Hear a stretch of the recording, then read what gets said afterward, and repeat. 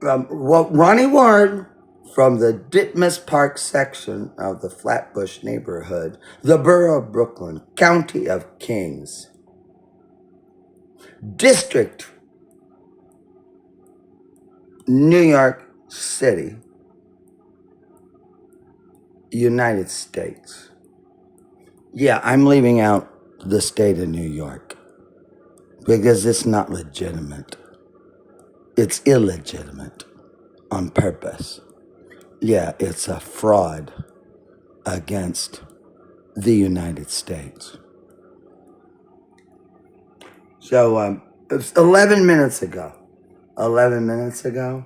And the time now is, I don't know what time is it now.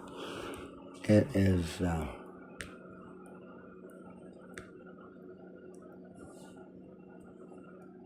well, it's 6:42 p.m. And it's now Tuesday, the 31st day of March. And by the way, the regular scheduled calendar year is a year of 364 days. And if you divide 364 by 4, it returns an odd result. 4 prime numbers that are 91 days. So 1/4 of the days of a standard calendar are 91. So to say that we've completed the first quarter today, well, that's by calendar months. The first quarter of the days of the year is tomorrow, the first day of April 2026. Okay, now here we go. This is like a menagerie. A menagerie? Let's think about a menagerie. Yeah. Well, P.T. Barnum had a menagerie in Manhattan for a while. So look it up. So President Trump vows more attacks on Iran. Yeah, AC1G. Well, there's Howard Lutnick there.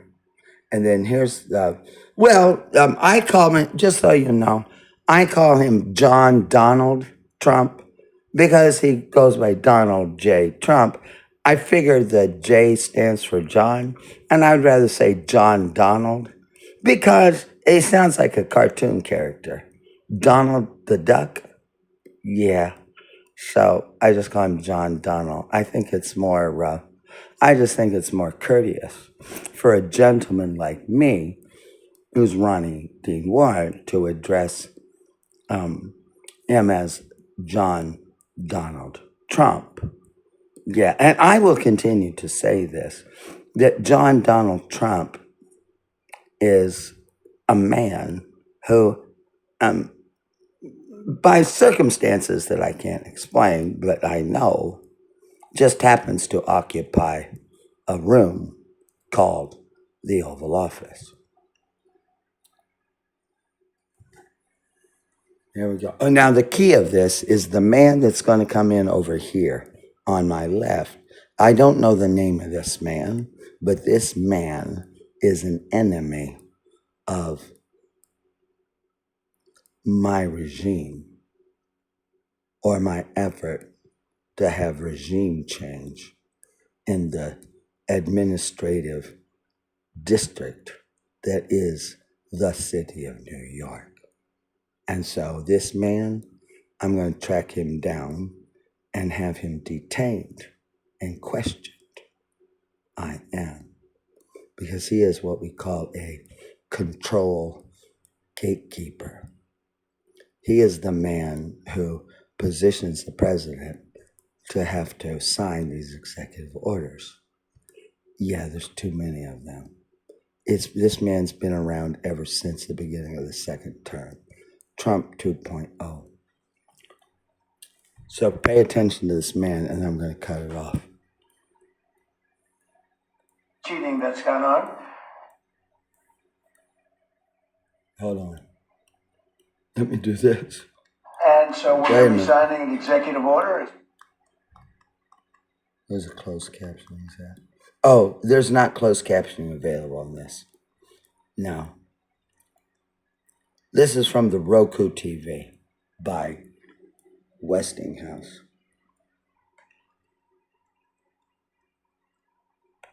And mail-in ballots and stopping the massive cheating that's gone on. And so we're going to be signing an executive order. It's, I believe it's foolproof. And maybe it'll be tested, maybe it won't. I think it's very obvious what's said. And I'll ask Will Scharf to start off, attorney, a great talent, a very brilliant young man. And if you could discuss it, and then I'm going to ask Howard Lutnick to say a few words, and then I'm going to sign it, and we'll take a couple of questions. Okay, thank you. Mr. President, as you said, you have in front of you an executive order that deals with a number of issues relating to election integrity. As you've consistent... All right. This is the same. The same. It is same. Same. It has to be scripted because this person must write it out in an order that makes sense and then write it backwards and say it. Yes, because he starts out, as you said, Mr. President, you are signing an executive order. The president, or the man who, John Donald Trump, who, but due to circumstances that I know but can't explain right now, well, I have in a way, but yeah, he's guilty already. He is a danger to humanity. He's part of a calculated, determined group of individuals from Europe who invaded the United States many decades ago and have been hiding in plain sight because they're sophisticated Europeans who pass as Americans. Yeah, while I'm hot on their trail. Well, you know what? You sure don't want to be a cat on a hot tin roof, do you? Well, they're on the hot tin roof, and I'm the cat prowling around. Yeah. Well, they're punks who rely upon cheap, charlatan types of deception. Yeah, I'm the real deal. So, their proverbial number is up, expired. Time to get the fuck out of the United States.